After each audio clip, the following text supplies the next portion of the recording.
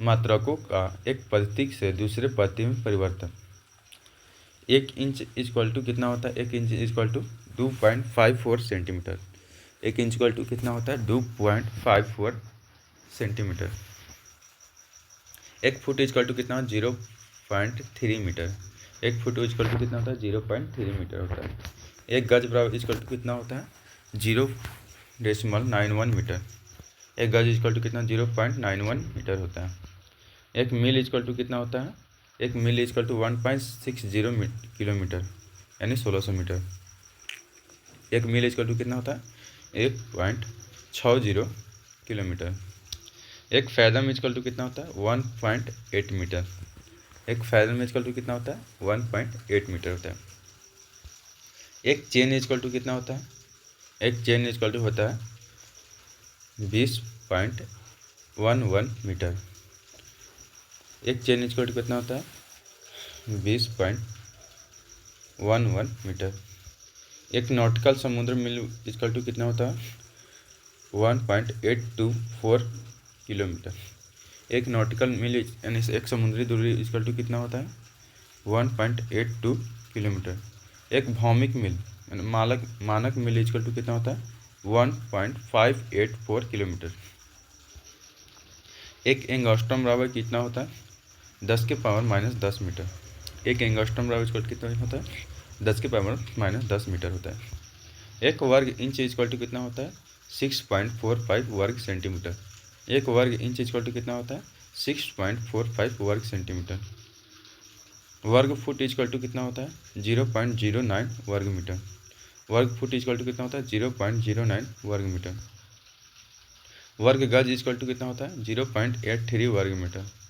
1 वर्ग गज equal to कितना होता है? 0.83 वर्ग मीटर। 1 एकड़ इक्वल टू कितना होता है? 10⁻² वर्ग मीटर। 1 एकड़ इक्वल टू कितना होता है? 10⁻² वर्ग मीटर होता है।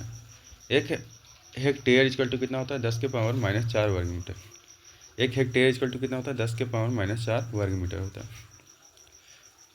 1 वर्ग मील इक्वल टू कितना होता है? 2.58 वर्ग किलोमीटर। 1 वर्ग मील इक्वल टू कितना होता है? 2.58 वर्ग किलोमीटर। 1 घन इंच इक्वल टू कितना होता है? 16.38 घन सेंटीमीटर। 1 घन इंच इक्वल टू कितना होता है? 16.38 घन सेंटीमीटर होता है। 1 घन फुट इक्वल टू कितना होता है? 0.28। 1 घन फुट इक्वल टू 0.028 घन मीटर होता है। 1 घन यार्ड इक्वल टू कितना होता है? 0.7 घन मीटर होता है। 1 लीटर इक्वल टू कितना होता है? 1 लीटर इक्वल टू कितना होता है? 1000 घन सेंटीमीटर। 1 पिंट इक्वल टू कितना होता है? 1 पिंट इक्वल टू होता है 0.56 लीटर। 1 पिंट इक्वल टू कितना होता है? 0.56 लीटर होता है। 1 ग्रेन इक्वल टू कितना होता है? 64.8 मिलीग्राम यानी 64.8 मिलीग्राम। 1 ड्रेम इक्वल टू कितना होता है? 1 ड्रेम इक्वल टू होता है 1.77 ग्राम होता है। 1 औंस इक्वल टू कितना होता है? 1 औंस इक्वल टू होता है 28.35 ग्राम होता है।